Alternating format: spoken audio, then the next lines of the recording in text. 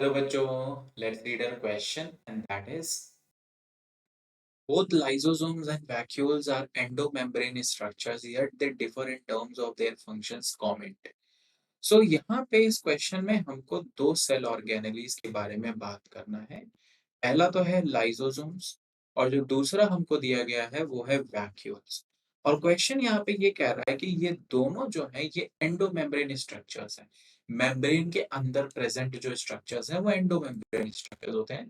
Yet the different terms of their function, ऐसा क्यों है कि ये फंक्शन में डिफरेंट है।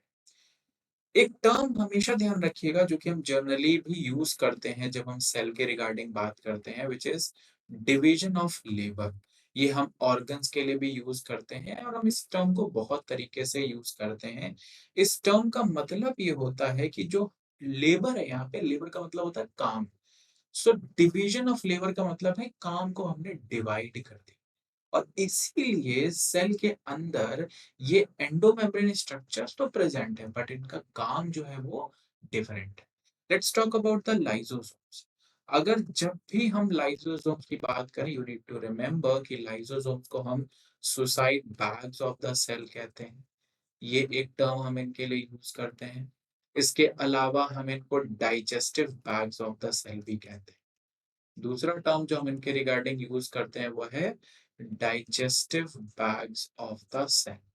रीजन क्या है कि हम इन्हें सुसाइड बैग्स या डाइजेस्टिव बैग्स कहते हैं? रीजन है इनमें प्रेजेंट हाइड्रोलिटिक एंजाइम्स। एक चीज हमेशा ध्यान रखने वाली बात है यहाँ पे कि जो लाइसोसोम्स है उनका फॉर्मेशन जो है वो गोल्जी apparatus करता है, यानी वो वेसाइकल बनाता है। और उन वेसाइकल्स में ये हाइड्रोलिटिक एंजाइम्स होते हैं। और ये एंजाइम्स अल्टीमेटली, या फिर हम कहें ये वेसाइकल जो अल्टीमेटली लाइसोसोम बनती है।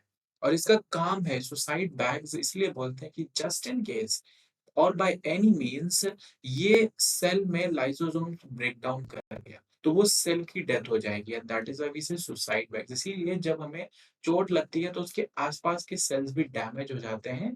रीजन इज वेरी सिंपल, क्योंकि एक सेल का लाइसोसोम जब ब्रेक होगा तो वो आसपास के सेल्स को भी नुकसान पहुंचाता है।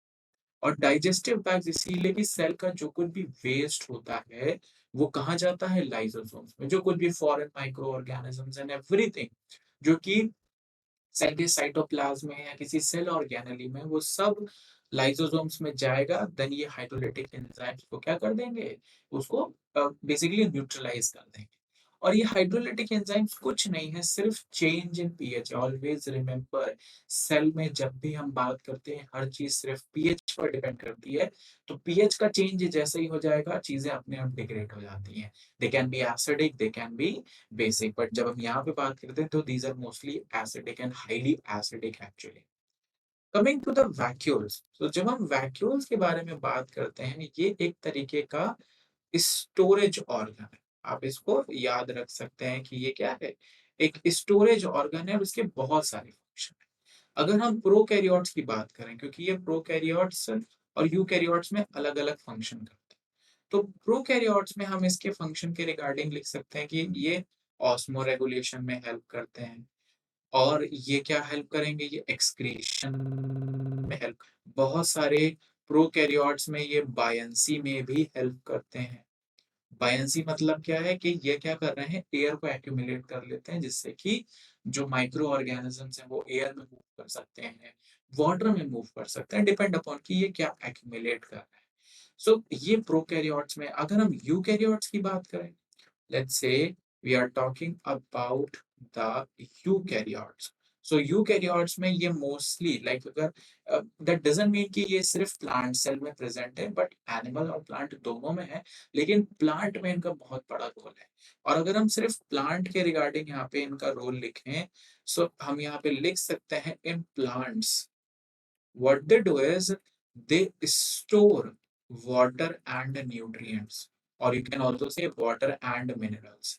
जो प्लांट में जो न्यूट्रिएंट होता है और जो वाटर होता है वो कहाँ स्टोर होता है? वैक्यूल्स में स्टोर होता है। इसीलिए मैंने यहाँ पे टर्म क्या दिया? स्टोरेज ऑर्गन, क्योंकि जर्नली ये क्या कर रहे हैं? स्टोर करते हैं चीजों को। और उसी के हिसाब से ये ऑस्मो रेगुलेट भी करेंगे, एक्सक्रीशन भी करेंगे, बायंसी भी प्रोवाइड कराएंगे और ट्रांसपोर्टेशन भी करेंगे। सो जैसा आपने देखा कि डिवीजन ऑफ लेबर है, दोनों एक ही सेल के पार्ट हैं। यहाँ पे हम ये दिखा सकते हैं कि दोनों एक ही सेल के पार्ट हैं, उस उसके बावजूद भी इनका फंक्शन अलग-अलग है, क्योंकि एक पूरा सेल कलेक्टिवली एक जैसा फंक्शन नहीं कर सकता। अगर स्पेशली अगर वो यूकैरियोटिक सेल है, क्योंकि उसको बहुत सारी चीज़ें करनी है। If it has to be a living, अगर उसे लिविंग बनना है तो उसे वो सारे लिविंग प्रोसेसेस करने होंगे जो कि उसे लिविंग बनाते हैं। और यूकैरियोटिक में तो चीज़ें और कॉम्प्लेक्स हैं, and that is why it has such endomembrane structures which perform different functions, but they is still present in a single cell. I hope this will help you. Thank you.